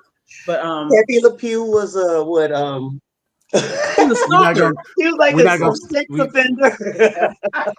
Right. He was a whole stalker. Pepe is a whole right. But you know what? You said something that brings me right into my next and potentially last question because we are getting near on time. But the next thing I wanted to talk about, you said people say you still watch cartoons, like yeah, and you don't. And I want to talk about adult freedom and adult money. That's going to be the last thing that we get into because I've been having this discussion in a lot of different areas where people say, "Aren't you too old to be doing XYZ?" Because I'm a K-pop fan. And so my friend's like, I can't believe you're still doing this at this age. Aren't you too old for that? Too old to have fun? Too old to enjoy music? Too old to enjoy a really good story that happens to be animated? Too old to play video games? Right. So Secret Squirrel. Have you watched Hip Hop? Loved that. Did you watch Hip Hop Hunters yet? Twice. Okay. And I don't really do reruns on movies. But the soundtrack was so good, I had to go back for it. It's right up my alley. K-pop Demon Hunters is actually a very good and surprisingly culturally accurate show. But how have y'all navigated the space of, one, when I talk about having adult money, I don't have to ask my parents if I can go to the concert. I just buy the ticket. And I can be as close as I want to, depending on how much I want to spend. I got so many T-shirts from so many conferences. Going to a con in and of itself is expensive. And then buying all the gear and all the stuff, doing the cosplay, that takes job money. That is way more than allowance money. Right. And so when we think about all of these genres that maybe some of the younger kids are like, you're too old for that. Baby, I'm keeping it alive. Right? I'm the one spending the money to make sure all these things keep going around. Because you bought one game with your allowance this year. I have bought 7 in 3 months, right? So let's really talk about who the target audience is. And so I want to get from y'all, how do you spend your adult money, and how do you deal with people, like you said, that I'm I'm going to go out on a limb and say that they are not really looking down on us. They are looking at us with envy because they wish they could be as happy. Yes, Sam. Yes, we see how you spend. That's how I spend my money. Right. Like this is my inner child support being paid. Right. Somebody said I'm not an adult. Your I'm inner a child with child adult support. money. Yeah. Mm-hmm. Yes, and it's like I remember growing up. I was fortunate. You know what I'm saying? I'm not going to sit here like I'd had it so hard. No, it was fine, but I couldn't help my parents understand the things that I liked, and I was essentially a weird kid, and so I had to do what I thought was the right thing and conform to societal norms and not be the weird kid and like the things that I was supposed to like, as opposed to liking the things I actually liked. And that is not to self-promote, but that is like the whole mentality behind Grown A Geeks is like, I'm an adult. This is what I like. I ain't got to prove nothing to nobody. And it's, somebody had made a joke one time. I was like, oh man, you just buy this midlife crisis. I'm like, no, this is me catching up. That's really all it is. Like, I've always liked this stuff, but I recall having a pair of Batman Converse All-Stars when I was in the 7th grade. I had a pair of Batman Converse All-Stars. This had to be 90, like 89, 90. You in the 7th grade? It wasn't except I graduated in 96, so I'm gonna try to do the math. Okay, I'm like, that math ain't mathing. Like I was like, I'm just trying to think. Let's see. I know I was in high school in 92, 96, so I'm thinking it had to be like 90. Oh, yeah, that might be right then. Okay. Yeah, that's what. So I was like, but the point was at that time, and here's the thing, Batman came out in 89, so these Converse All Stars had to be 1990, maybe 91. I was like, I want those. I wore those to school one time. What happened? Never again. Why? People talked about you? Never again. That would have been the nice thing if people just talked about me. Oh, wow. Kids are cruel. It was literally like, okay, I will never do this again. And it was just one of those things where it was like, yeah, this is for me, and I'm going to protect this because this is what I like, and I'm not going to let anybody dampen this. And it took a long time for me to like really have the confidence to just like what I like. And now that I'm here, you can't say anything. You can't, because let me tell you something about your boy. Like, I took those martial arts classes, and you know what else I do with my adult money? Go to the range. Nice. You know how we do that? Adult money. Right. So I like what I like. Teresa? I'm trying to get it. I like. You okay, Vivian? Yeah. Do we need to call the police? My wall. Oh, she's showing the wall. Okay. Her adult money stuff. Okay. Okay. Nice. I've always been into fashion. That's a whole other thing, being plus size in high school and trying to keep up with the other girls.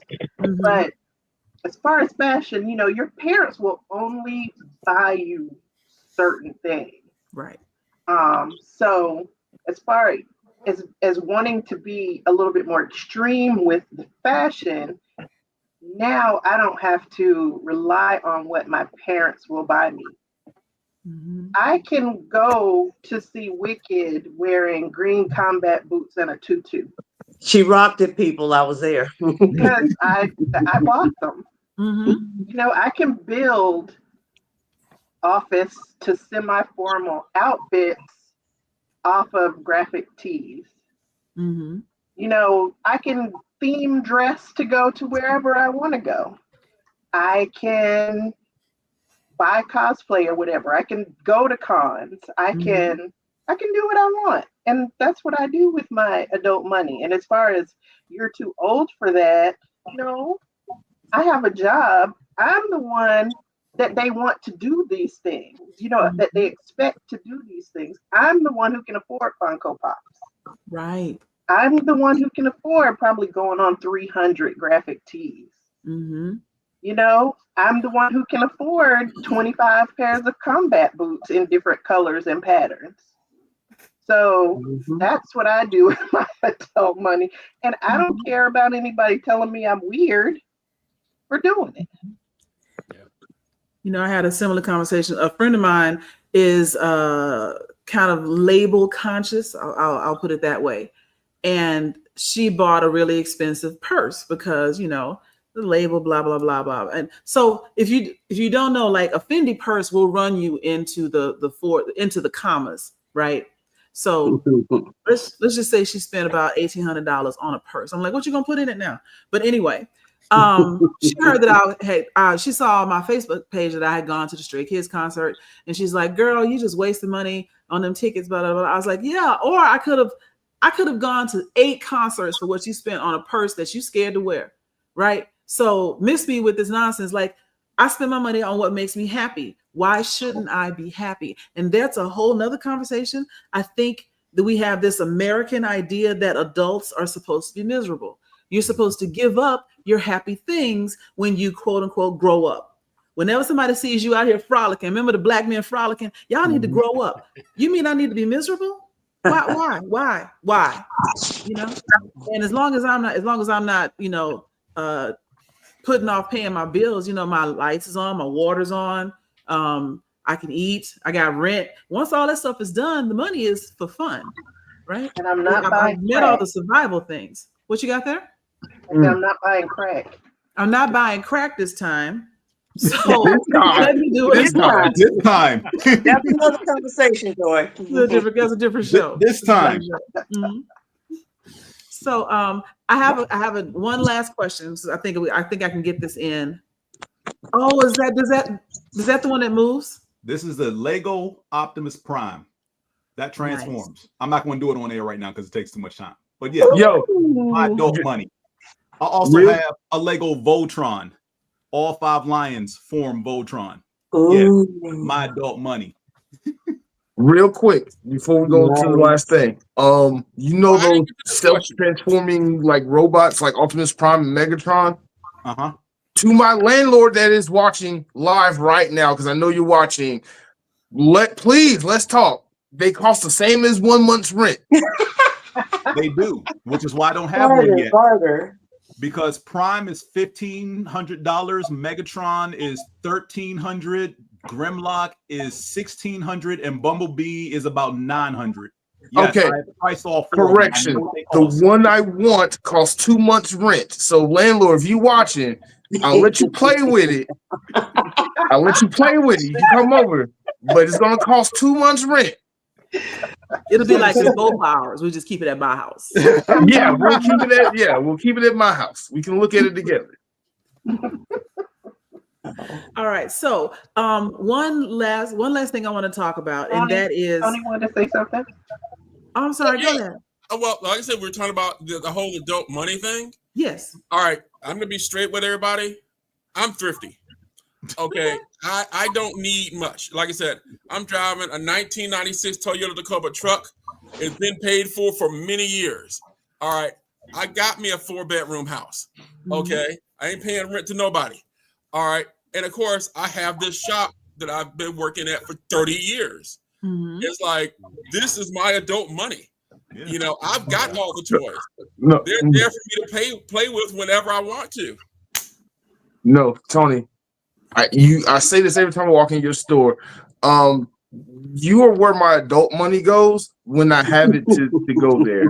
Because I'm in this fight with rent money and responsibilities. So when I have adult money, it goes to you. I'm happy to be your dealer. I think a lot of our adult money Mr.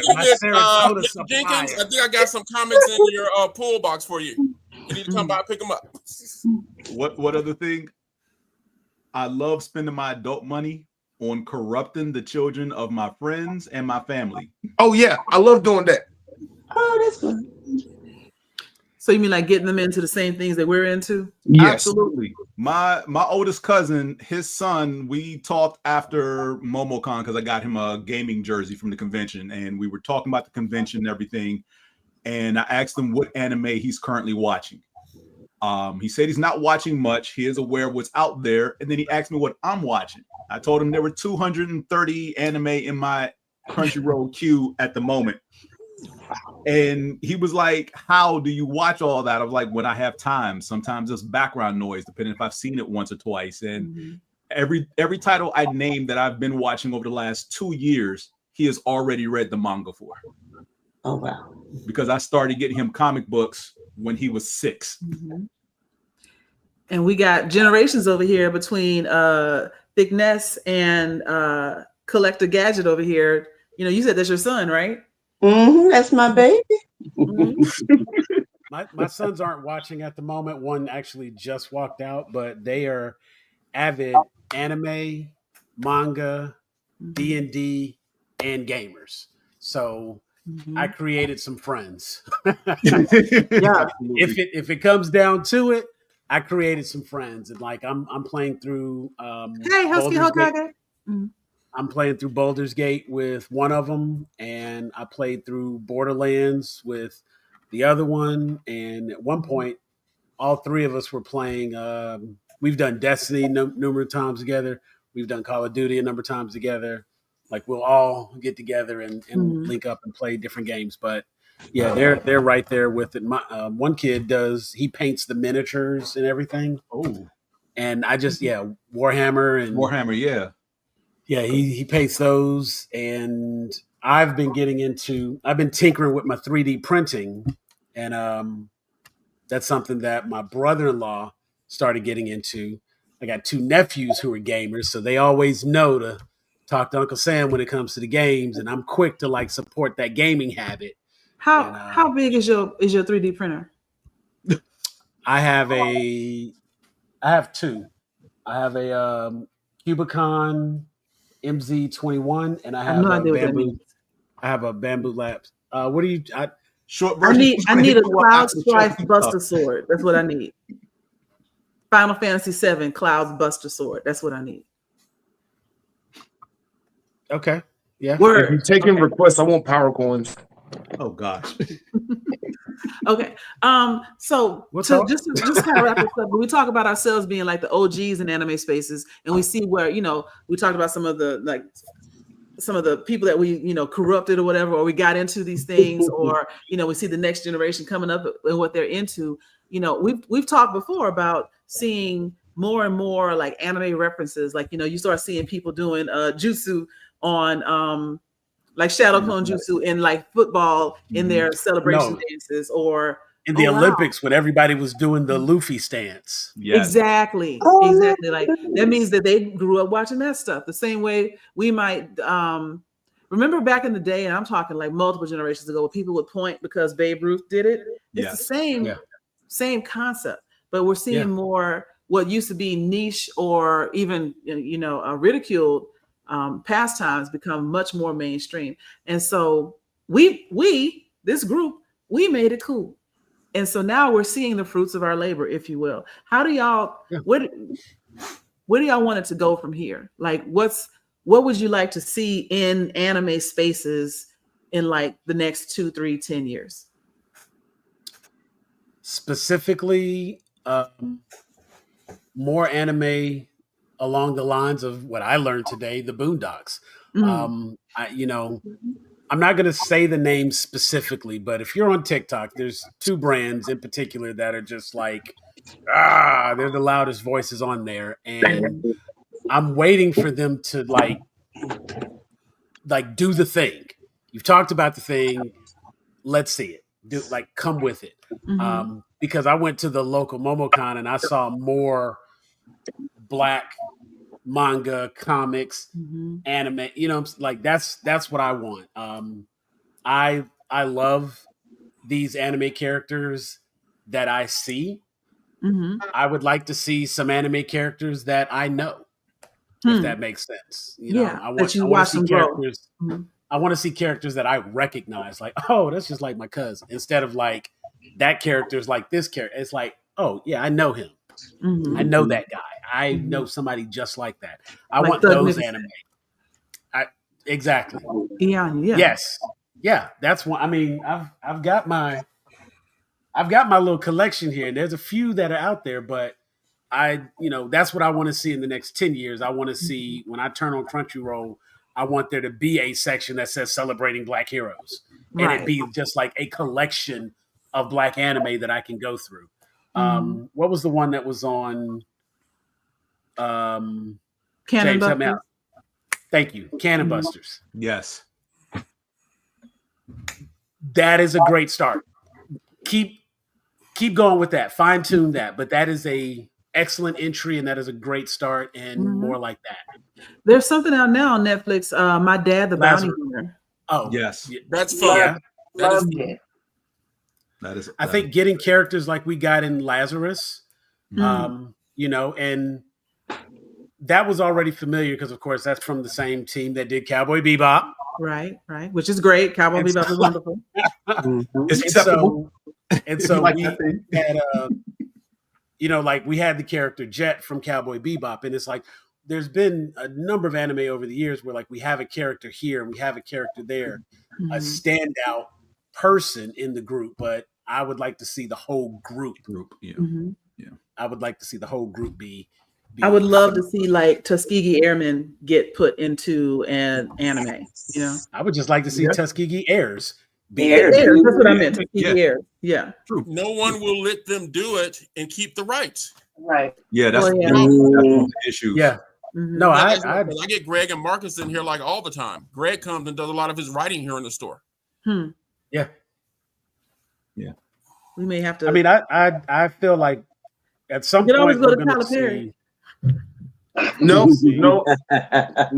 I will not watch Tyler Perry present Medea Goes to Anime. I won't do that. Medea Goes to Dragon Con. No, don't ruin it. Don't ruin it. Whoa, Medea Goes to Dragon Con would be funny. It would be. I mean, Medea already in cosplay. Don't ruin it. Medea already cosplaying, so I mean That is true. It's not that No, far off. I think Thick Ness has been a murder. She might be. I don't know. Is she dead? She all right? I think she's okay. She's okay. I think she just knocked her camera over, probably trying to get something else. Medea gets That's it. Medea gets Ithaca. Don't give Tyler Perry any more ideas. Look, if Medea gets Truck Coon, that can be the end of the story right there. Yeah. And we don't have to worry about the other world. Just Truck Coon Medea, and that's it. That is Hilarious. like what was that, Auntie Mama from the Cleveland Show? I would say that what I would like to see in this space going forward is for the younger generation, and I don't mean like the young people we're corrupting at this point who are under Like 20. The kids. I'm talking about the mid 20 to mid 30 group to be more open as far as what's out there and not just thinking that this is something that popped off in the year 2000. Because of the bevy of stuff that's out there. And granted, look, I don't expect you to go back and watch everything from the 90s or the 80s, but you should. But at least go watch Ninja Scroll. Yeah. Right. You should be aware that stuff existed before 2000. Like the DBZ crowd, I need them to take a Xanax and get a hug and therapy. Yeah. I really do. That more than anything, I need that hardcore DBZ crowd to do those three things. I don't care what order, but get a hug, get some Xanax, and get some therapy, because they're insane. That they are the toxicity in this anime space, honestly. It's not just them. It's not. It's a lot of them. It's not just them, but they are. When you, at least when I come across toxic folk in this anime space, more times than not, DBZ is their top tier everything. So that's why I group it that way. I see what you mean. The DBZ stands need to, lack of a better phrase, get a life. Yeah. I had an anime shirt I designed one time that was just like Ultra Instinct image of Goku, and on the back it said, "But can he beat Goku?" And I Cute. was like, What? I could sell so many of that shirt just because. And I sold a bunch of them. And then licensing was like, I can't sell anymore, so I took it down. But so I want to wrap up because, like I did say, I knew we were going to go long, but it's been a really good conversation. But I want to just close out with very briefly, right? Brief. What is? Oh, you know what? I shouldn't even ask that question. I'm going to ask it anyway.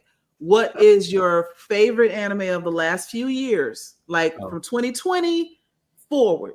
Briefly, just give me the name. I don't need why. Give me the name, and then tell everybody where they can find you on social media. I've really been a big fan of Jujutsu Kaisen, Demon Slayer, Spy X Family. Sir. That brief. No, and I'm not giving any whys. I'm just trying to think of the ones that like really stood out. Them right now. Okay. I'll go with those three because those are the ones that like immediately come to mind. Jujutsu Kaisen, Demon Slayer, and Spy Family. Love Spy Family. Those would be mine. I am Elder Geek Sam. You can find me, Grown A Geeks. Of course, there's a Grown A Geeks Facebook. Check out our YouTube channel, Instagram, and you can find me, Elder Geek Sam, on TikTok. Okay.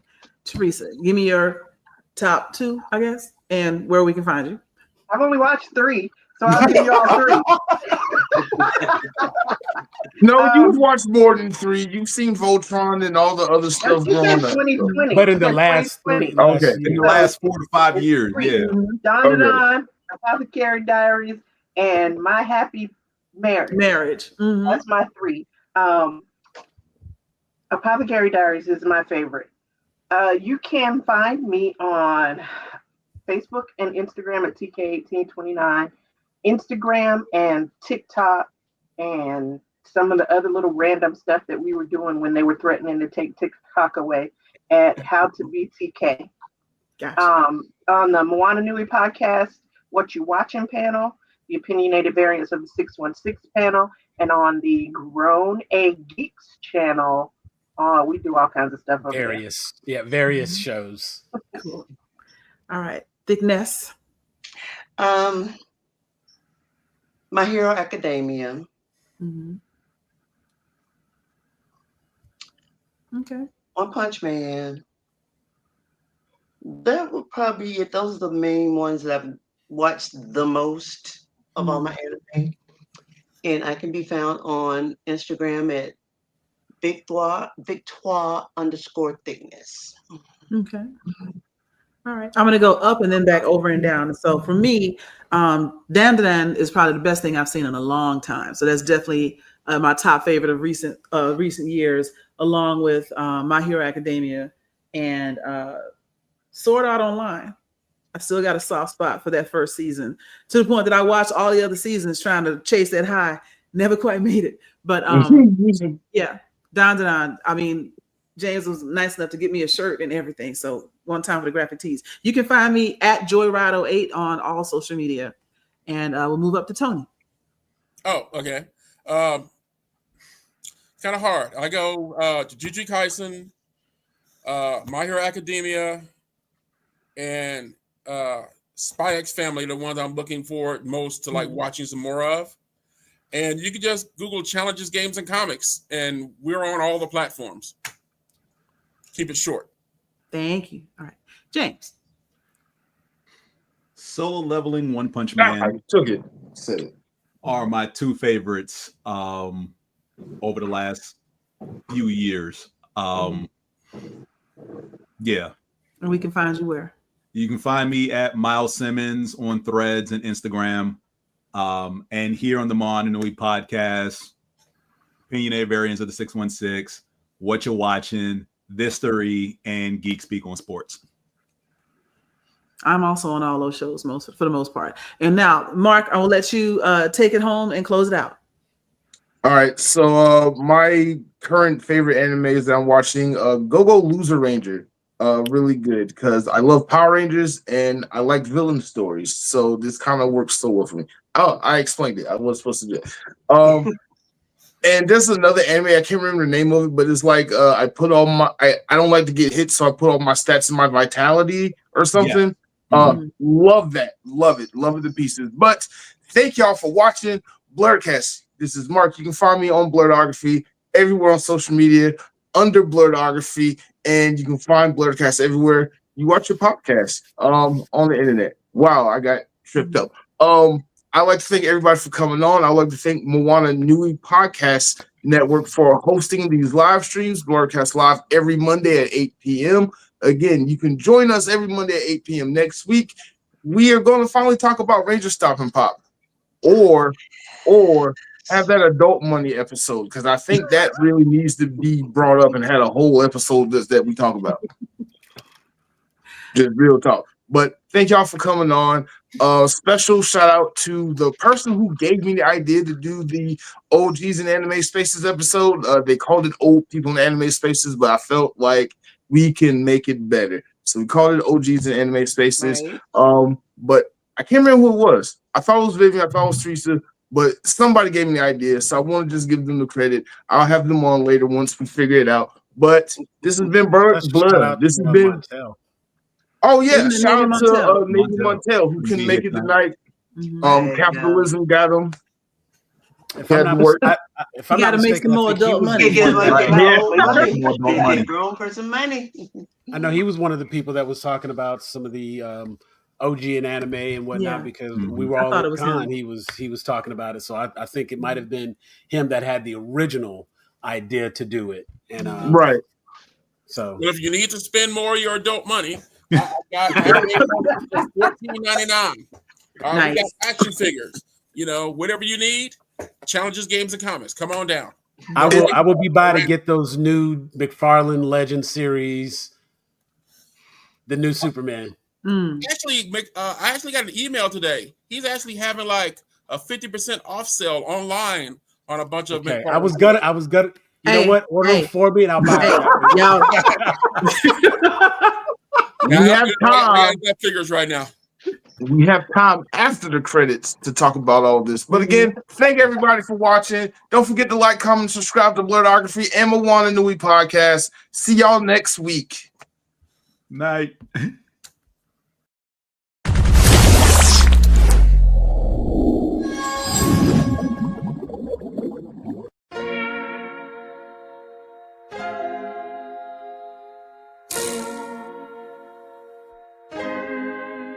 So many stories left to tell, even if we have to ourselves. Can't keep history on the shelf. If they won't tell it, we will. If this the land of the free, it was a freedom then. When they annexed Hawaii and called it Cedar Lands, without any type of payment and no signing off. Called themselves the Republic in 1894. 1.2 million acres overtaken from the native Hawaiians. When they resisted, the West retaliated in violence and erasure. The Hawaiian language is banned as part of colonialism's plan to expand, Stuck between a rock and a hard place. Multiple bombings of Kaho'olawe as a part of their ongoing war with Asia. Used it as a place for target practice. No consent or compensation. Colonizers call for annexation. No regard for all the locals. School will never let you know. So many stories left to tell, even if we have to ourselves. Can't keep history on the shelf. If he won't tell it, we will. Too many stories left to tell, even if we have to ourselves. Can't keep history on the shelf. If he won't tell it, we will. We will. So if you put Hawaii into perspective, well, Black and Asian history is interconnected. Considering the fight with the Pacific, then of course versus Asia, they was treated as a middleman for war, but didn't let the Western colorism run its course. Cause dark skin was a sign of dignity to core. The land was taken in the name of capitalism, when prior to it was an actual kingdom. Clap back at the system. Stuck between a rock and a hard place. Multiple bombings of Kaho'olawe as a part of their ongoing war with Asia. Used it as a place for target practice. No consent or compensation. Colonizers call for annexation. Network out for all the locals, school will never let you know. So many stories left to tell, even if we have to ourselves. Can't keep history on the shelf, if we won't tell it we will. Too many stories left to tell, even if we have to ourselves. Can't keep history on the shelf, if we won't tell it we will. So many stories left to tell, even if we have to ourselves. Can't keep history on the shelf, if we won't tell it we will. Too many stories left to tell, even if we have to ourselves. Can't keep history on the shelf, if we won't tell it we